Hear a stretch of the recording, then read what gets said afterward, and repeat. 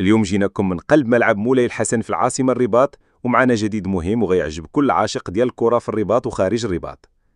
قبل ما نبداو نطلبوا منكم دعمونا بالاشتراك في القناة وتفعلوا زر الجرس باش يوصلكم الجديد ديما بلا ما تفلتوا حتى حاجة. اليوم الحدث الكبير هو انطلاق المرحلة اللي كانوا كيتسناوها الجميع. بدات رسميا عملية زرع العشب الطبيعي في أرضية ملعب مولاي الحسن. هاد العملية جات بعد ما سالاو بزاف ديال المراحل تقنية دقيقة، من تهيئة التربة وتسويتها وحتى تثبيت نظام السقي العصري اللي غادي يضمن جودة العشب طول الموسم الكروي بلا ما يتأثر بالتقلبات ديال الطقس. من خلال الصورة اللي قدامكم باين شحال العمال مركزين وكيخدموا بيد وحده باش يغطيو الأرضية كاملة بالعشب الجديد، خطوة خطوة وباحترافية كبيرة.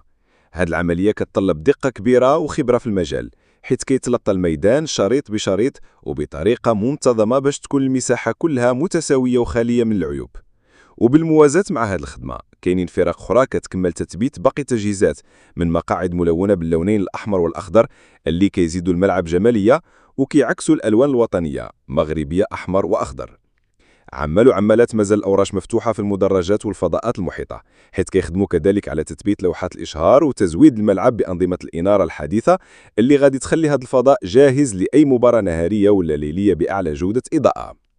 هذا التأهيل كيجي في إطار الإصلاحات الكبيرة اللي دايرها الرباط في المنشآت الرياضية باش ترقى لمستوى أفضل وتوفر أجواء مريحة وآمنة للجماهير. ملعب مولاي الحسن اللي يعتبر معقل الفتح الرباطي غادي يولي واحد من بين الملاعب الأكثر عسرية في المملكة بفضل هذه التجهيزات اللي غادي تسهل على اللاعبين يقدموا أفضل أداء، وكذلك غادي تخلي الجمهور يستمتع بتجربة فرجوية راقية.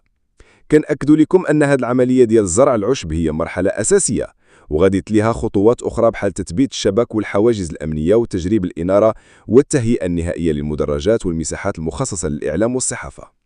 ما تنساوش تابعونا هنا في أنوار ستاد، غادي نوافوكم أول بأول بأحدث الصور والفيديوهات من قلب الأشغال، وغادي تشوفوا كيفاش هذا المشروع كيولد من جديد خطوة بخطوة.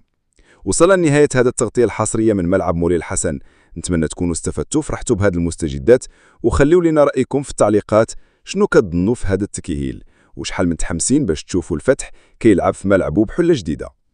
ما تنساوش الاشتراك في القناة وتفعيل الجرس باش يوصلكم كل جديد، وخليوا معنا ديما لأن تغطيتنا مستمرة وغادي نرجعوا لكم من قلب أي ورش وأي ملعب في جميع ربوع المملكة.